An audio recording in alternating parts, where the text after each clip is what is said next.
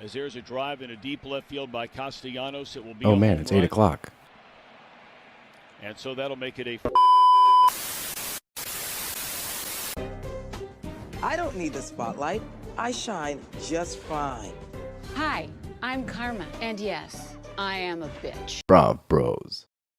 Good afternoon, everybody, and Happy New Year, and welcome back to another episode of Brav Bros, soon to be Bros and Shows. We're just a couple of weeks away from the official rebrand, but I am your co-host, Steele Russell, joined as always by the one and only Auld Lang Goots. What's up, pal?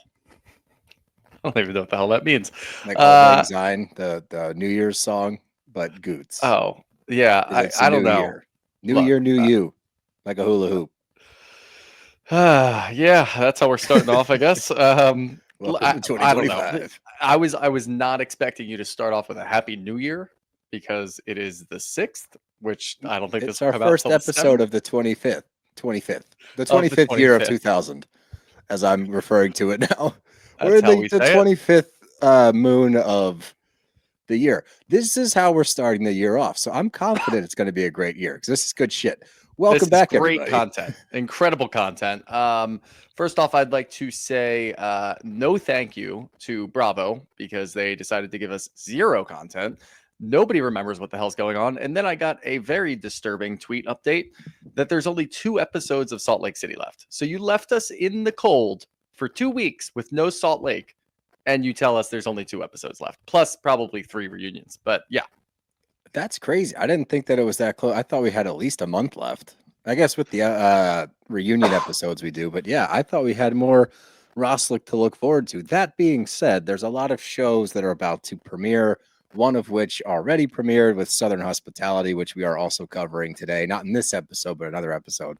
So there are shows coming in to replace it. I think Summer House comes out soon, correct? Summer House isn't out until February, but we do have, I imagine, Atlanta's coming out pretty soon. Obviously, Southern Hospitality just dropped. We'll be covering The Traders, which starts this week. That starts on Thursday night.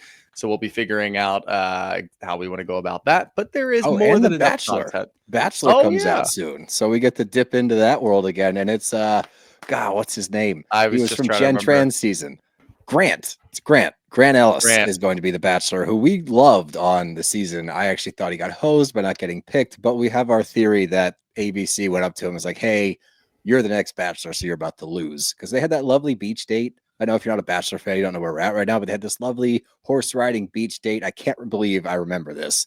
I don't remember anything. Yet I remember Grant Ellis on horseback with Jen Tran, and then they had a lovely picnic, and then he got whacked that same week. So Grant is the Bachelor, so we're going to do that. We got Traders, we got Southern Hospitality. I feel like there's other ones, so we're going to have plenty to cover.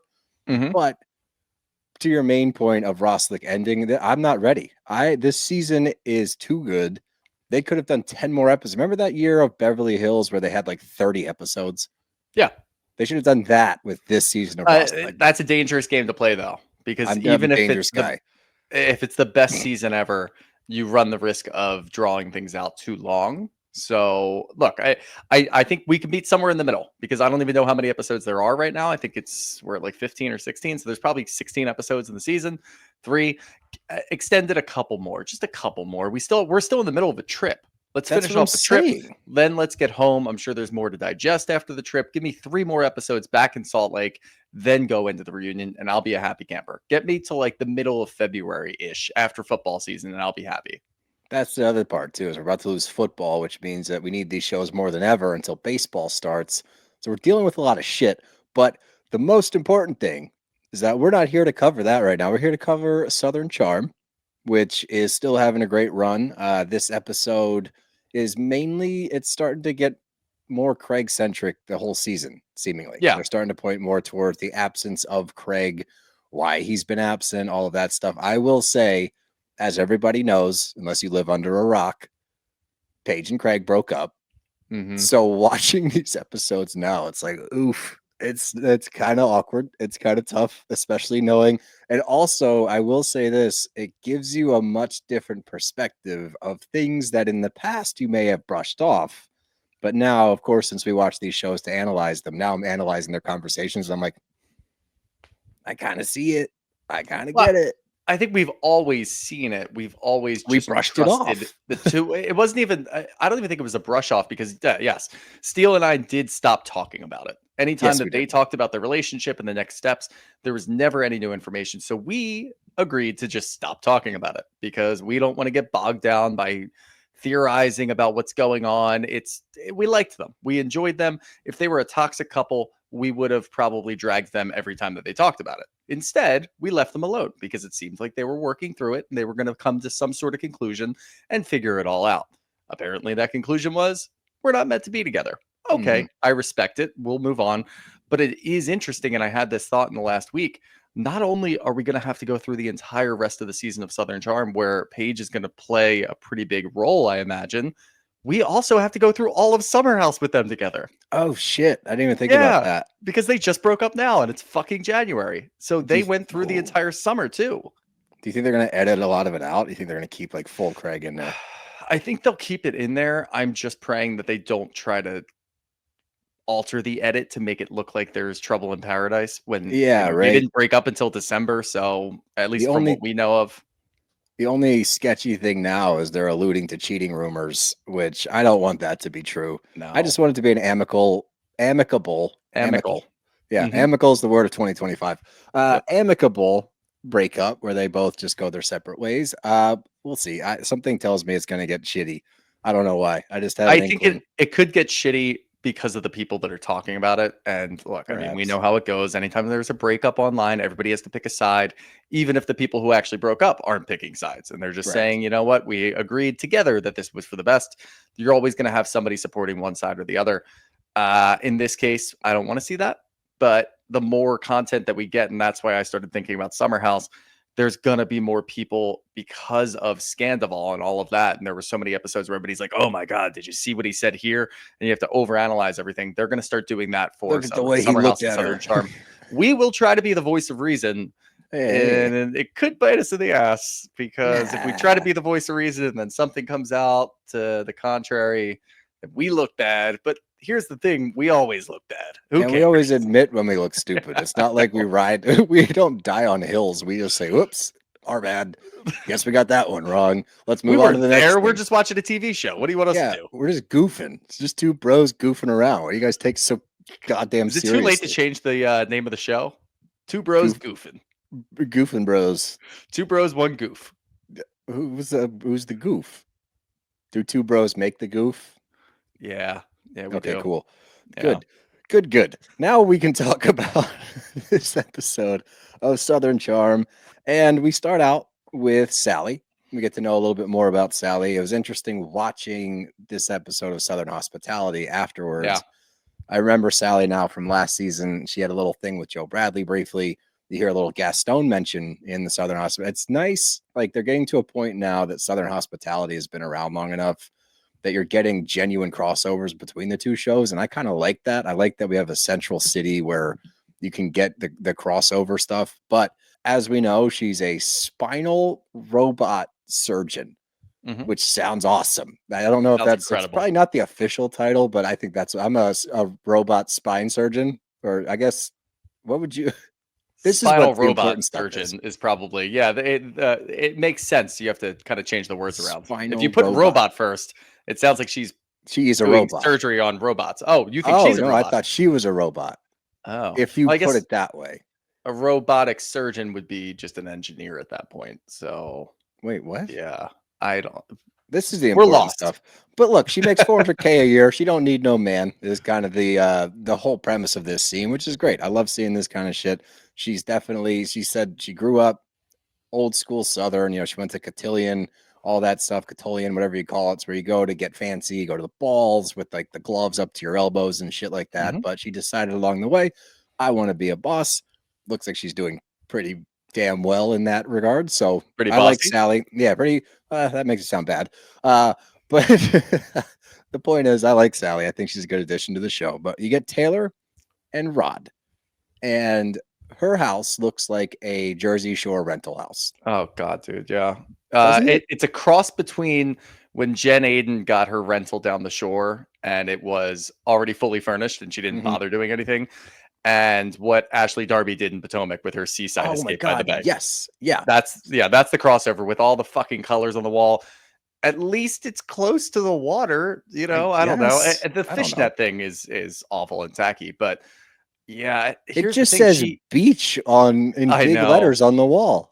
What are you doing? What I was thinking, and I don't know if Taylor was doing this because I don't really care, but she was spending a lot of time with Shep. She had this house while she was with Shep. She was probably living with Shep for the most part. Was she just Airbnb-ing this? Because that would make sense to me. If you want to make it like a beach escape in Charleston. So. No, the way that she implies is that she bought this house at 24, which is like cool. I mean, that's awesome. Bought a house at 24, good for you. But she's taking full ownership of the decor. So I don't think this was an Airbnb. Like she wanted it to look this way.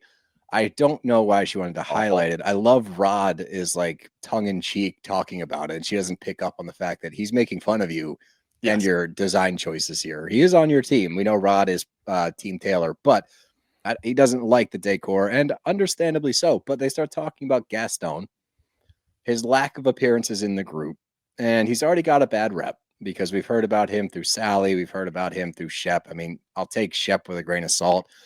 Sally's been with him. Yeah. We don't know what the overall scope of that relationship was because we don't know how long it was. No, we do. It was 3 months. But as far as were they hooking up, were they dating, were they exclusive, was it Facebook official? Like we don't know. There's cheating involved, so I'm assuming they were together. That's what I'm official capacity, yeah. Because you don't say cheating if you're just hooking up with somebody and they hook up with somebody else, right? And she doesn't strike me. Why do we have to do this all the fucking time too? Because this is important. You gotta know. No, I know, but we do this at every show now. I guess it is. It starts getting very semantic. Well, you're semantic, but that's the point. Is look, the point is. She knows Gaston. Okay. Rod is concerned that with Gaston not showing face in the group, everyone's going to be left to form their own opinion, which we have seen time and time again. And they are going to do that. They're going to take what Sally's saying because she is there. So they're going to listen to her. Rod thinks the best plan of attack for Taylor is, look, you got to bring this dude around, let people form their own opinions, which I agree with to some extent. Like, yeah, that makes sense. Allow people to meet the guy. Maybe he can turn some people on his team. I have a overarching feeling that this would be a bad thing. I think overexposure to Gaston is going to expose that he's kind of an asshole, and I think it's going to drive a further wedge.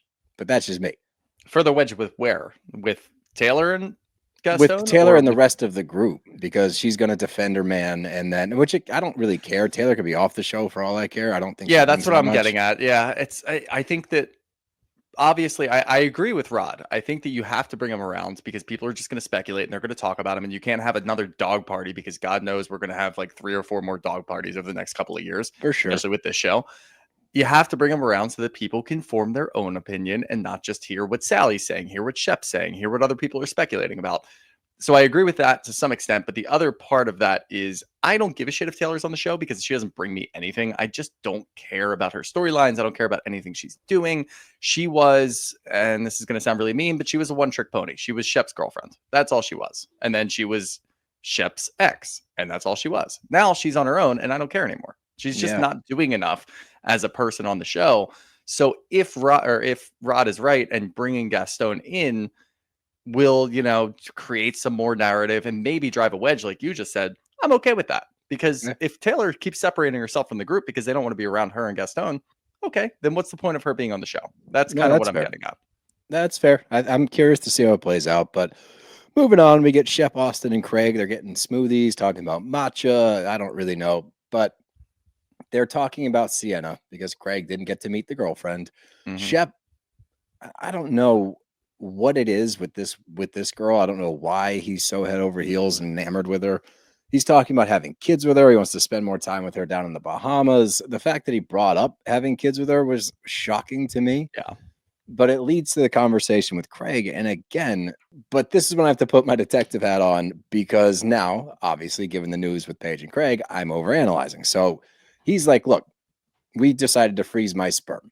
The way that he tells this story is they sat down, had an adult conversation. Hey, what if something happens? It's better to protect ourselves so we can procreate. Make sure that we got these bad boys frozen on ice for later. Okay, cool. Going to the conversation where they're on FaceTime talking about it, Paige doesn't give a shit. She's like, what? That's the craziest thing I've ever heard. Craig frames it to the boys as this was our decision to make sure that we can have kids in the future. When he brought it up to Paige, and this is kind of her MO with every conversation we've seen them have when you break it down. Every serious conversation, one side is serious. Craig's trying to be serious, trying to have future conversations, trying to talk about what's next. Every single time, it seems like Paige brushes it off. She agrees, but she's not really all in. She's laughing, making jokes. This has been the entirety of their relationship. So now we're what, 3-4 years into this thing, right? Close to. So now when you hear that, it doesn't hit the same as before where we're like, yeah, whatever, let him figure it out. Now that we know that they broke up, it's like, yeah, well, understandably so. He's talking about major life moves. Not one time has she brought that stuff up. You know what I'm saying? Like, she didn't call him ever and say, hey, what's next? Hey, should we freeze my eggs? Hey, should we move? Like, it's always him initiating. And I think when we finally get the news of how the breakup happened, I think that's going to be a big part of it. It's just her inability to fully buy in, I guess. And this was a representation of that in a small conversation, but he is good at rationalizing in these moments because he's so in love with her and because he wants a future with her, that the way it comes out is a different conversation. It makes it seem like two adults sitting down saying, hey, let's do this. And that's not what ever happened. Yeah, I think it's easy now because they're broken up to say, well, that's not going to work, or this isn't working, and this is why it's not working because we've seen this. But this is more of what we've seen for the last 3 or 4 years. It's always Craig bringing something up, and it is in itself a good representation, as you said, of both of them. I mean, Craig is at his heart a conspiracy theorist. So if he wants to go down the road of potentially getting into a car accident and getting his balls cut off, and he wants to freeze a sperm before that happens, that's going to be Craig. That's always been Craig. So that wasn't very shocking to me. It's very funny that that's how his brain works, but that is how Craig's brain works. And of course, Paige has always been a little bit more logical, but she's learned to like laugh it off instead of actually taking him that seriously and letting him go do his thing.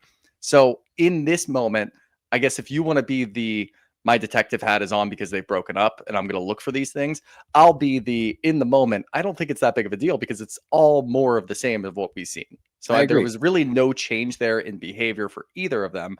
And it's not like, I really do think that at some point, maybe in this or in Summer House, we're going to see something happen and I'll point it out where, okay, that's different. That behaviorally, that's way different. The response, the reaction, whatever it might be to something that has been very normal for them and very par for the course.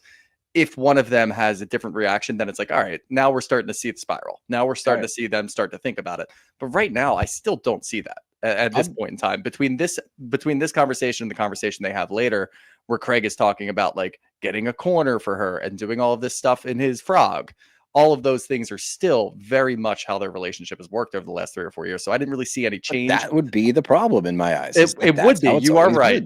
I'll be Captain Hindsight. It's always been like that. Yeah.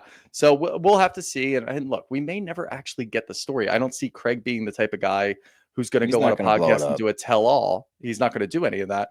And I think Paige has already said what she said. I think she got on her podcast and talked about it, and that's really going to be it. People are going to continue to ask questions, but we're not going to see much more. So I don't think either of them is really going to spill the beans, and we're just going to have to speculate.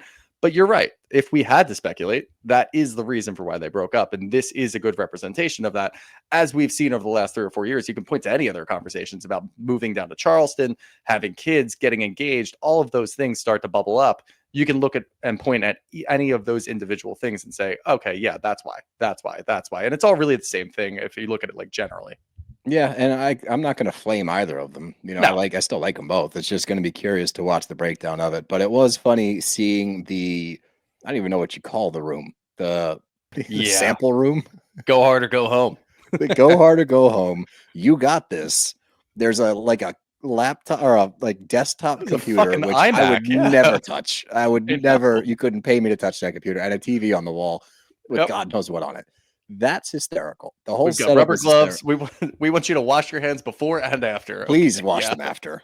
Please definitely after. Before, do whatever you want. But just the motivation, like the little signs that you get from like Home Goods, like you got this, like go hard or go home. And like the worst part is, it reminded me of a baseball story. Oh God! Not about giving a sample of that, but we get drug tested regularly, as you know. And I don't know if people understand, when you get drug tested in professional sports, like the dude testing you literally sits eye level with your penis, and you have to pull your pants down to your knees, and he's about 3 feet away from your stuff. And then you got to pee in a cup so that they make sure there's no tomfoolery happening. And I was never stage fright guy. I never got shy. I always just did my business, got out. There was one day, and it was always the worst, because in spring training, if you get pegged for a drug test, you're not allowed to go on the field until you complete your drug test. And the minute you walk into the bathroom, which is a big, multiple bathroom stalls, you're not allowed to leave the bathroom until you pee. So I go to the bathroom, like, all right, I'll knock this out real quick, go get my cup, get my dude sitting there watching me try to pee, and I couldn't go. Could not pee for like 2 hours. Couldn't pee. I'm in the bathroom chugging water. It was awful. I'm chugging water. They had like the big Gatorade jugs. I'm sitting there chugging water. I finally get to a point where I'm like, okay, I think I'm ready. And I go to pee, and this dude is sitting there, and I get the streams going. All right, so I got a stream. I'm like, fuck yeah. This guy 2 feet from my penis is like, go, and claps. I was like, immediately stopped. And I was like, what? I said to this dude, I was like, what the fuck? And he was like, what? I was like, don't cheer it on. I was like, don't cheer at it.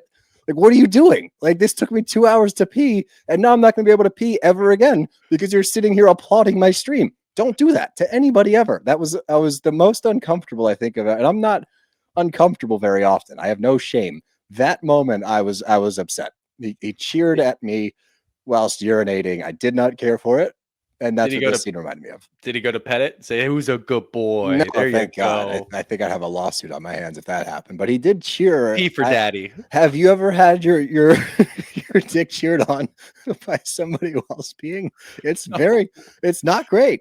I did not care for it. So yeah, that's what this we don't scene kink shame me here, but hey, no. Do what you want to do. No kink shaming, but hey, it's not for me. And I weirdly hope that this dude listens to our podcast, and he'll know, because I looked at him, and I'll never forget that moment. I literally said, he only did that for you? I don't know. Think he's out there cheering for other people? I would hope that it wasn't only for me. That would make me feel better, because I literally looked at him in the face and said, what the fuck? He ruined everything. But anyway, did you turn and look at him? Never mind. No, I didn't pee on him. The stream stopped because he cheered me on. Anyway, we get to Patricia and Whitney, because they have to talk about the trust fund baby when he gets all of his stuff when she passes away, and her birthday. But they're going over the responsibilities of the house. I don't know why we really need this scene, and I'm sure some people Whitney's like a producer, and we needed to see it. I don't need to see it. I don't care about it. They're talking about how they're going to loophole death taxes. Like, this is how rich people stay rich. I think if Whitney was more likable, we would not mind to see it. But I don't care. And I don't like him, so whatever. Yeah, he's in his mafia tracksuit with his blonde tips and shit. Like, I don't care about this scene. It's literally just talking about how much money he's going to inherit and all this. It's like, hey, you're getting a $15 million property. Can you take care of it? Here's all the things you have to do. And he's like, oh, God. It's like, you're 50 years old, bro.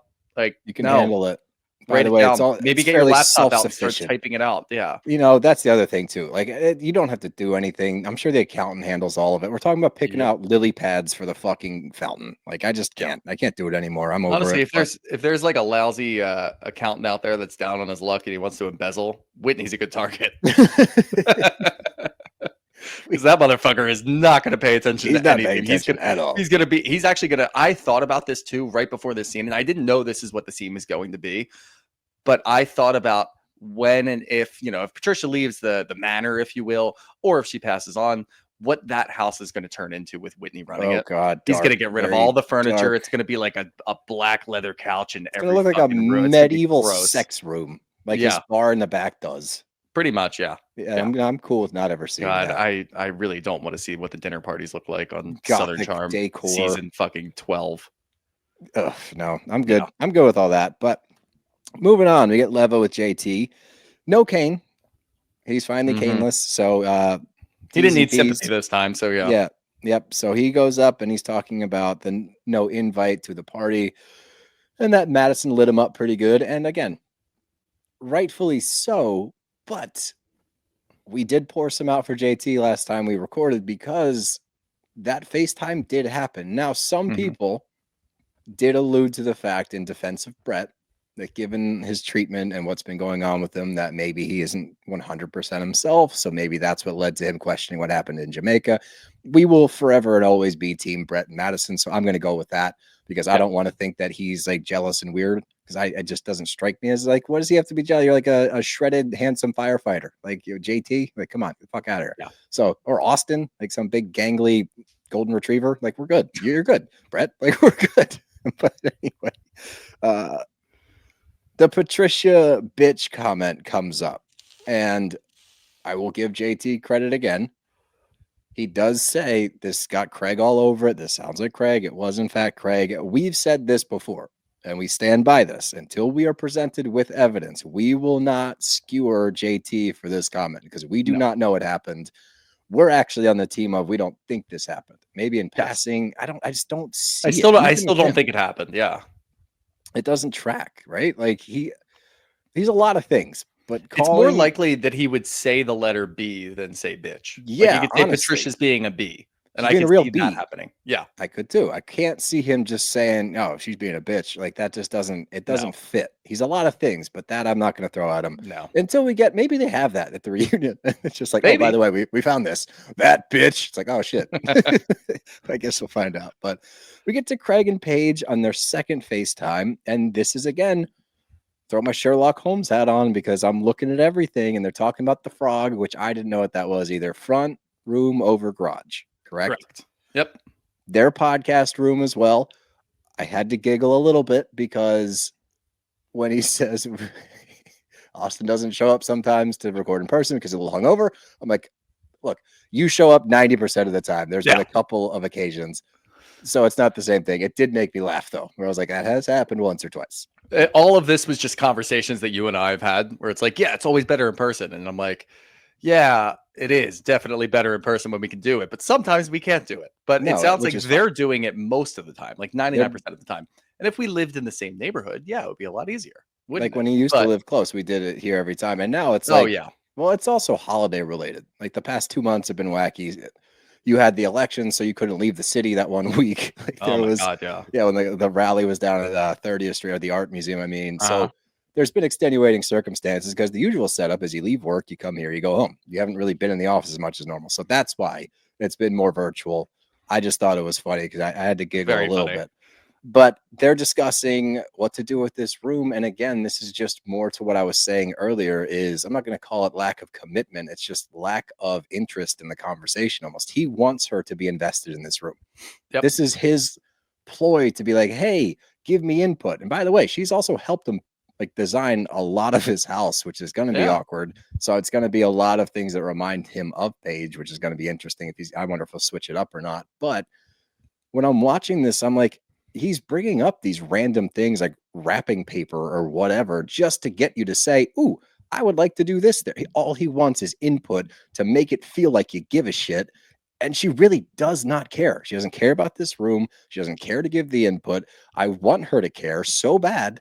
But if this was, because like you said earlier, you pointed out, we're playing this game, trying to stay in the moment. This is no different than it's always been. It should be at this point. It has reached the point where this should be a different conversation than what we saw. This could be a week into their relationship. They were having these same conversations. And back then it was like, oh, like he wants to be more serious and she doesn't. And now it's like years. And it's like, she really doesn't give a fuck. You're right. She has had a lot of input in there, in the backyard, in the kitchen, all of those things that we've seen over the last couple of years. But this screams to me a last ditch effort of like, hey, do you want your own space here? Yes. And it's probably started, and we probably didn't see these conversations, probably started in the living room, probably started in the kitchen with different things that maybe Paige would want for her own.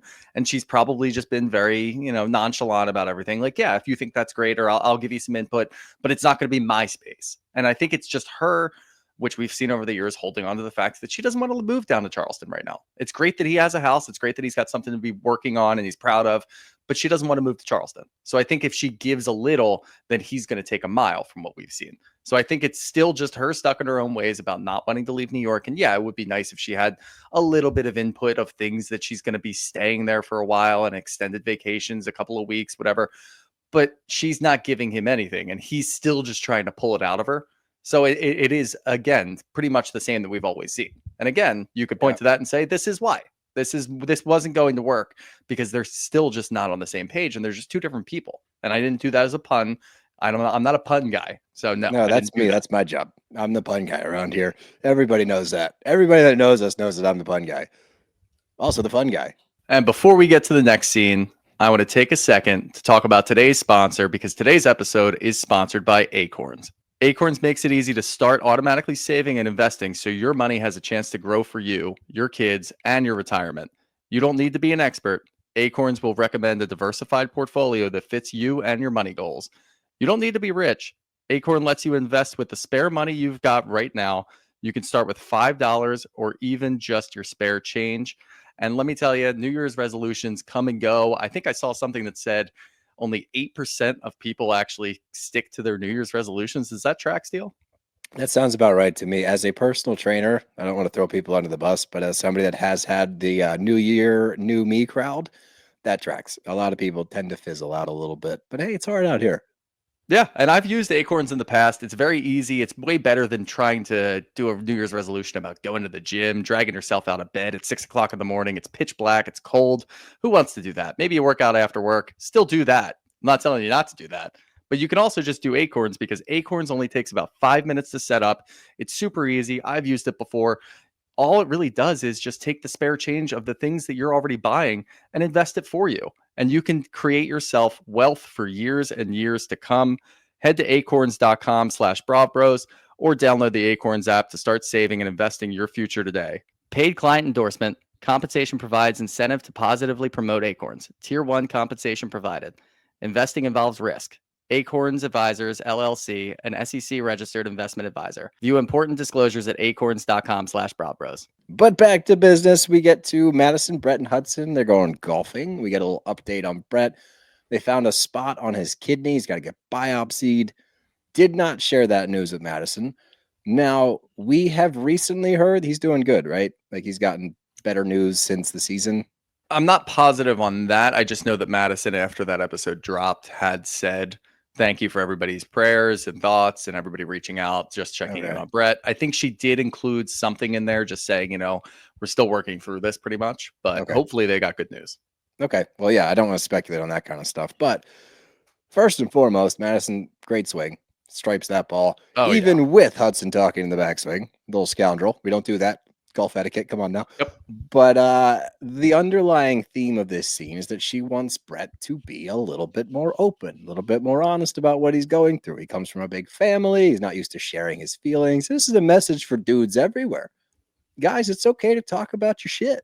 You can bring it up. You can share what you're going through. Lean on the people around you. I actually like that they highlighted this scene, especially with a dude like Brett, because yeah, he's a firefighter. He's, chiseled. He's manly, all that shit. But I love that they pointed out the fact where it's like, dude, share, talk about your stuff. Like, this is your wife. She wants to know what you're going through. She doesn't want to wait. When she said, you would probably have gotten the surgery and not told me. And he's like, yeah, probably. I was like, yeah. I definitely thought about it. No, yeah, that definitely resonated with me too. Cause I'm like, yeah, no, I kind of get it. You don't want to worry her if it's not really news, but then you're stressing about it and you're acting probably different because you're worried about it. She can notice that you're worried about it. So you just tell her, look, it's not easy to do, but just go ahead and tell her. But I did love this scene just because it shows a different side of Brett. It shows a different side of their relationship, their little family. Get them out on the course. Look at them all swinging around. They're just having a great time. Love to see it. Yeah, no, it was a nice scene. It was a lovely little scene. But we get to Patricia's birthday. And the key to a long life is martinis. This is not the first person. They interviewed like some 108-year-old woman one time, or dude, I don't even know. And they're like, "What was the key to long life?" And he was like, "Bourbon in the morning." I was like, "Nuh-uh." Tried it. No, I think there was a woman who got to like 108 or 110 or whatever, and her key to life was to stay away from men. So that's probably smart. It's probably smart. That's probably a good call. Yeah, listen to her. But I had to giggle a little bit after the toast. And Patricia's like, "You're the best son a mother could have." I'm like, okay. But let's move on from that. You get the only son I have. Right, that too. But you get a little story. This makes a little more sense about Whitney's in school. Some probably boarding school somewhere. Gets in trouble because he was a hooligan back in the day. Who would have guessed? And Miss Patricia shows up late wearing a fur coat, sits down for 2 seconds and says, boys will be boys. It's like, okay, well, now we know why Whitney is the way that he is. Because even back in the day at some fancy school, he was being a shit. You went in because you had a parent-teacher conference and you pretty much told the school, go fuck yourself. I'm paying you this much money. That's your problem for now, which is why people, I think, send their kids to boarding school anyway. Yes. If you're a boarding school parent and you're not like that, I apologize if we have some of those. But in this instance, I was like, okay, so even back then, she didn't reprimand him. Like, it all makes sense. It's all coming, which I kind of assumed. But of course, I don't like the guy, so I'm going to highlight all that stuff. But the whole focus, which I thought was kind of weird. And again, we get bits and pieces of, a whole dinner scene. So who knows if this was actually the main topic of conversation. But it's all about Craig. Because Craig's not there. And then they're saying, well, he was in Sonoma. He just got back. Austen, I guess, had talked to him. And it was awkward because he's like, what are you doing tonight? And he's like, which also I have to point out, Craig said, what are you doing tonight? What, like, do you want to hang out? Like, that was him initiating. Yep. No, right? That's important.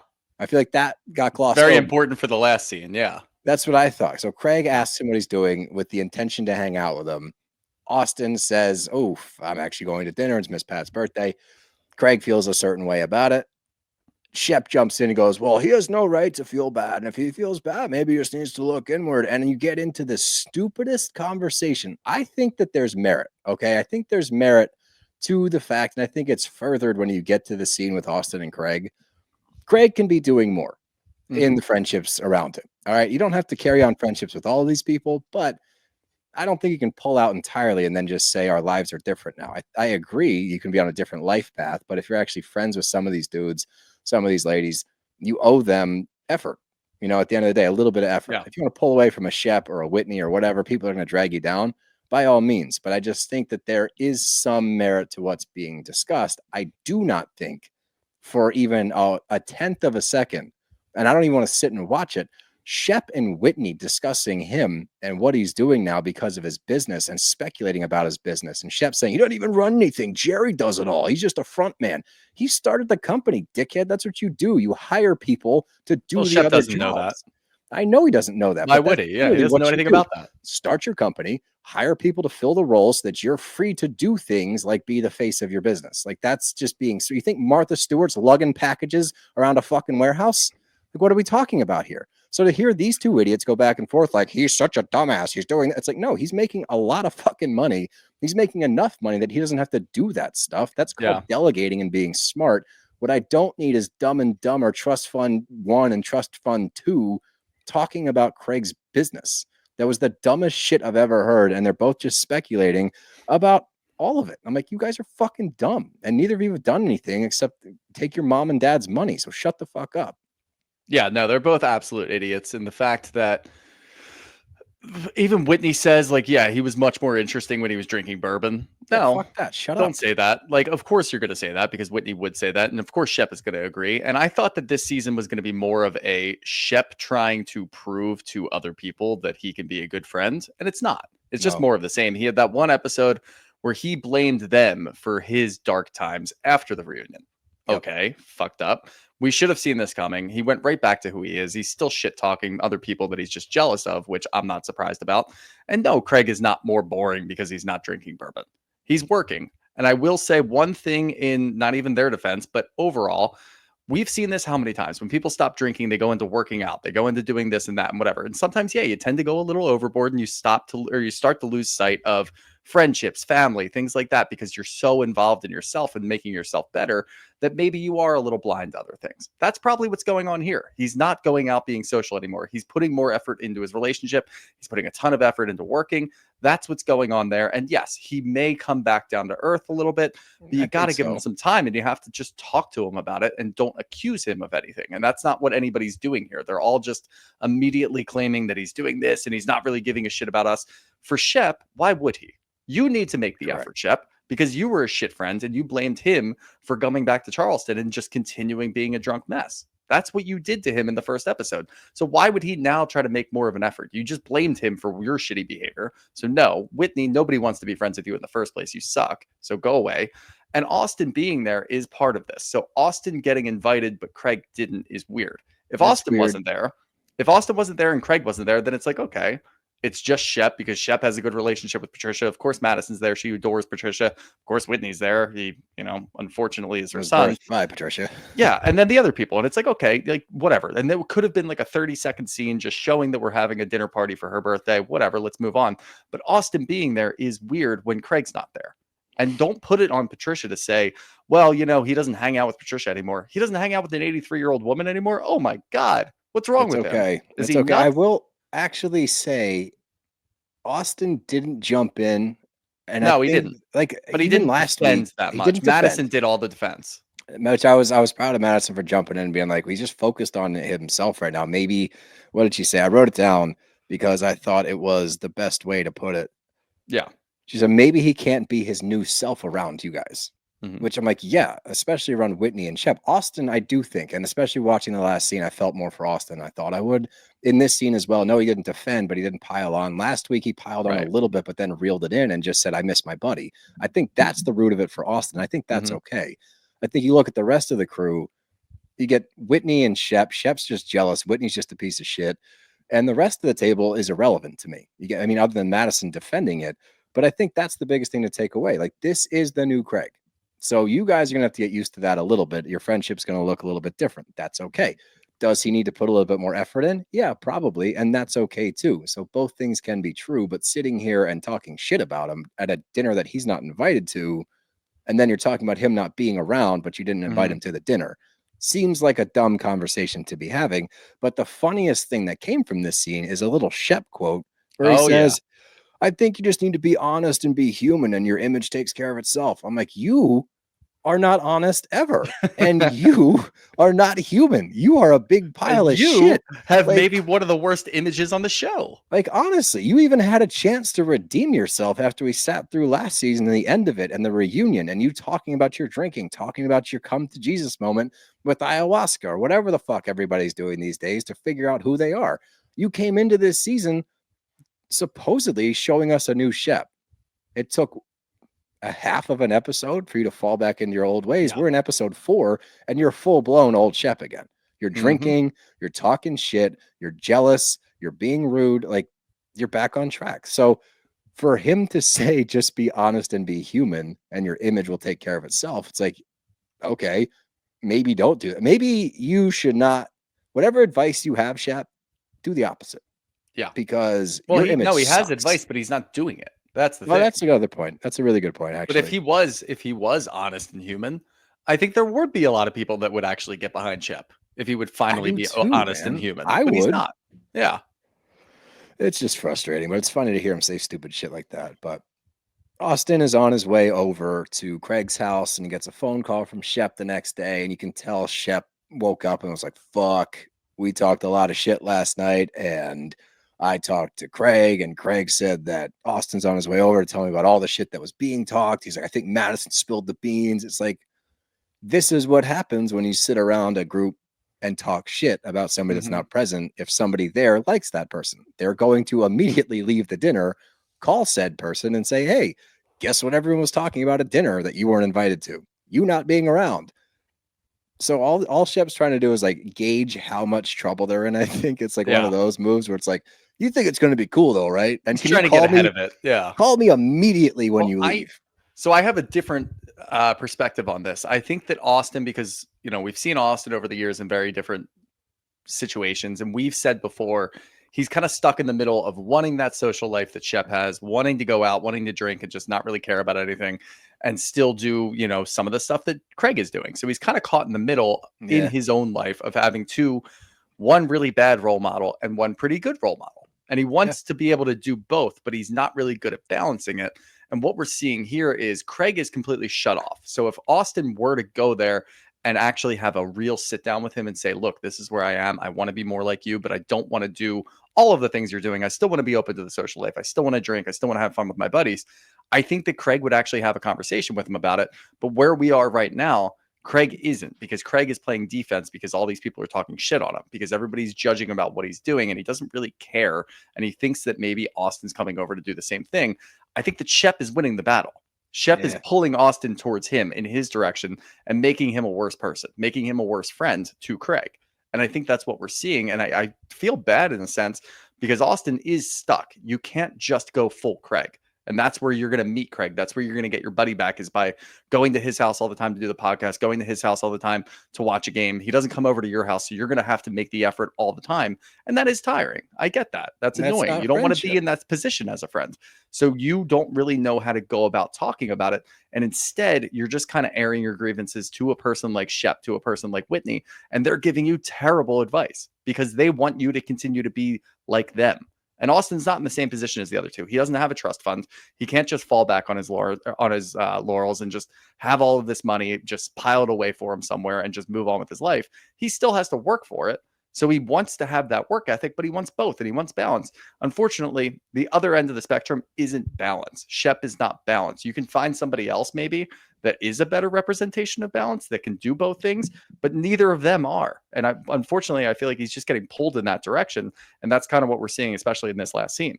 Yeah. And I think when you listen to how he's asking and like what he's saying to Craig, like he's like, I miss my buddy. And I feel like that went over Craig's head because Craig, again, he heard like, drinking buddy was just like redacted. And he's like super defensive because he knows people are talking shit. He's like, you guys are talking about my absence at a dinner I wasn't invited to. Like, do you get how crazy that is? It's like, yeah, but they're talking about just overall your presence in Charleston has been noticeably less.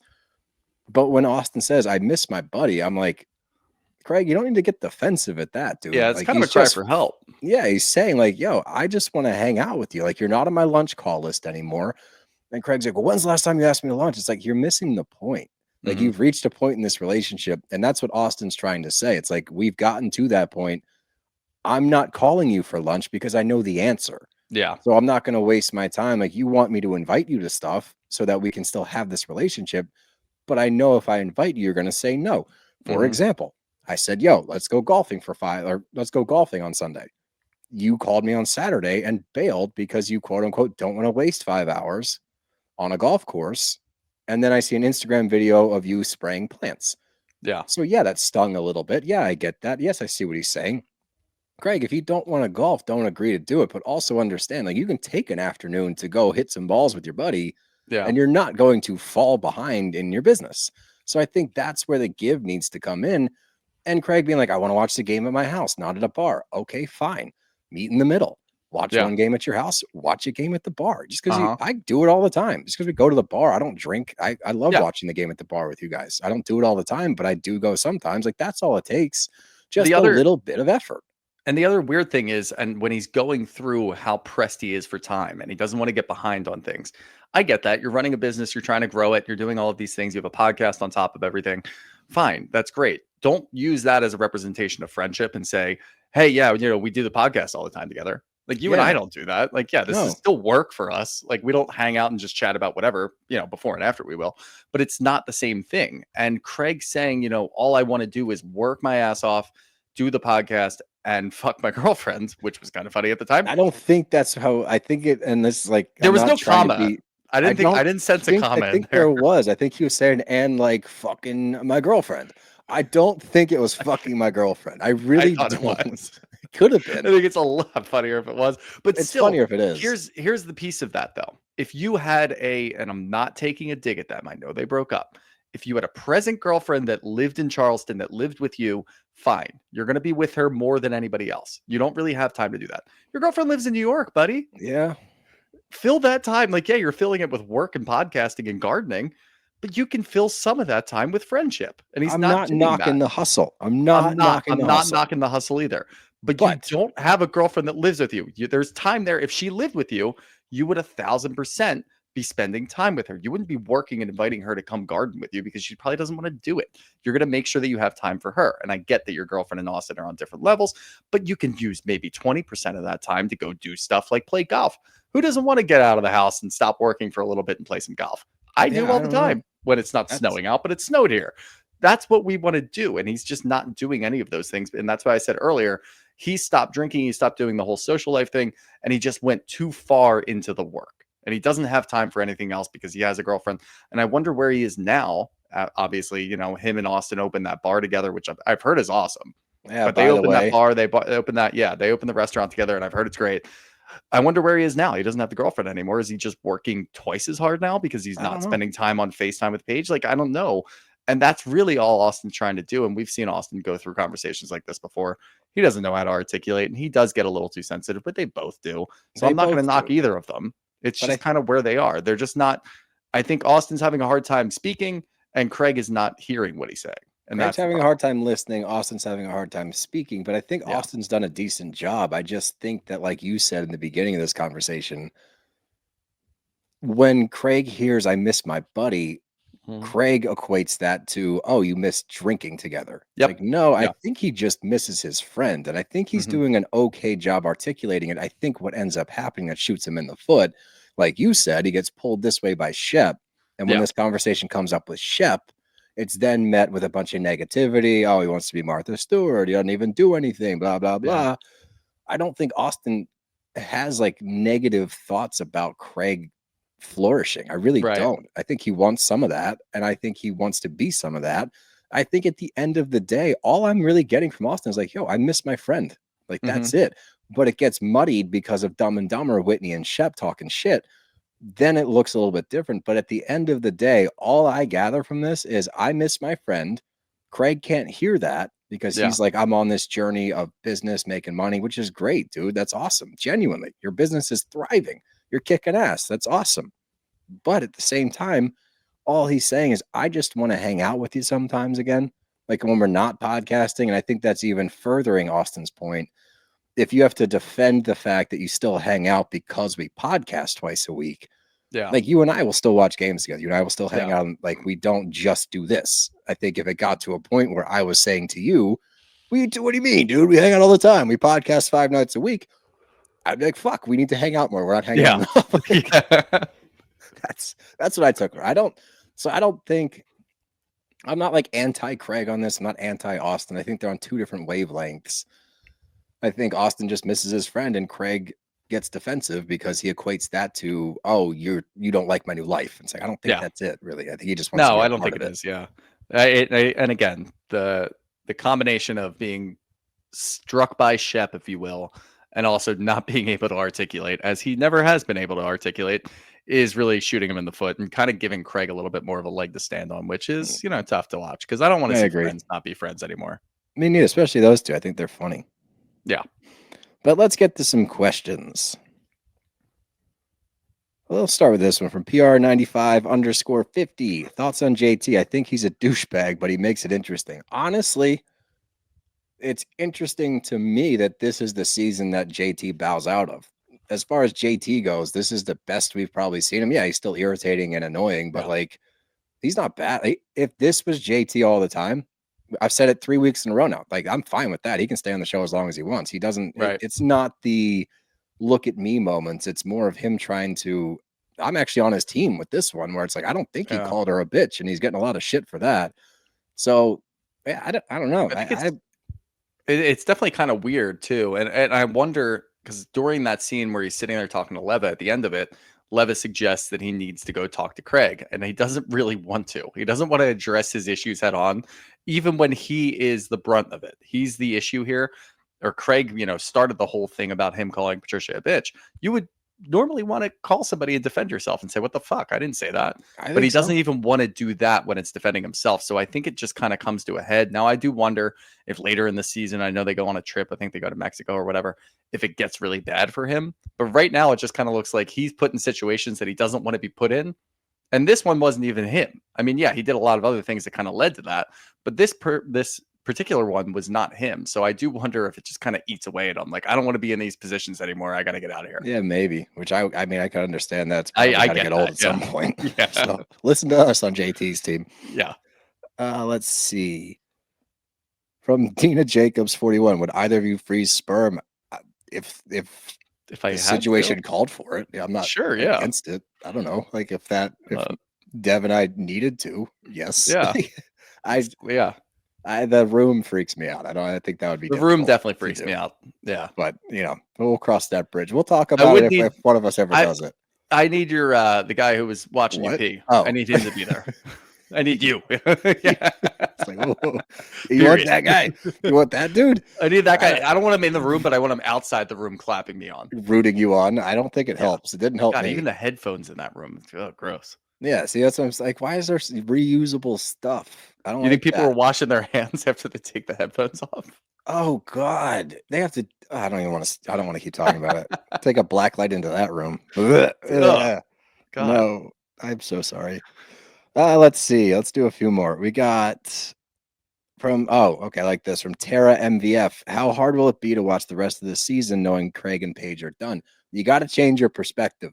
Yep. You can either do what Shooter's doing and stay in the moment, or you can do what I'm doing and play hindsight. I think hindsight's more fun. I think Shooter's trying to be more rational, which I understand. I'm just trying to balance the show, really. I get okay. Oh, nice. Way to take one for the team, pal. Yeah. But yeah, I think you gotta shift how you're watching it for like knowing that stuff. It's like it's kind of like I don't want to even equate it to Scandival because it's such a different situation. Yeah. But we knew what was going on going into that season, so there's a way to do it. But yeah, you just gotta shift your perspective a wee bit. From Make Bravo Fun Again, Molly and Craig. You guys shipping this as hard as I am? Is there Molly and Craig movement? I don't think so. Not that I saw. I mean, look, I really like Molly. That could be interesting. I don't know. Yeah. I have no idea.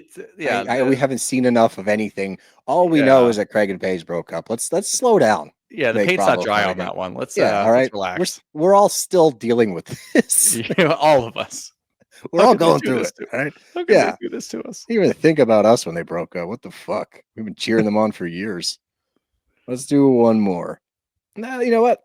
I'll do this one just because I think this is fun. From Rags, the golf course Madison and her fam went to was my parents' hood. Shout out Dunes West. There you go. We shouted them out for you. Rags. Looks like a great course. Yeah, it did. It looked beautiful. So you can let your folks listen to this and be like, "Hey, you guys are on a podcast." I wish you wrote their names down. We could tell you what their names were. What's your name? I'm gonna snoop now. Rags. Yeah, I'm just gonna go with Rags. It's taking too long.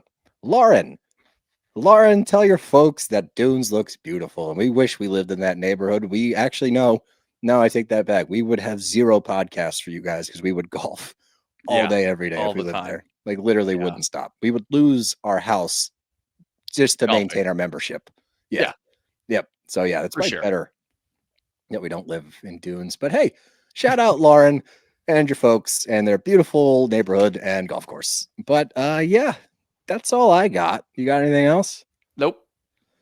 Well, yeah, let's not prolong this. We got another episode to do. Broad Bros are out here. Later.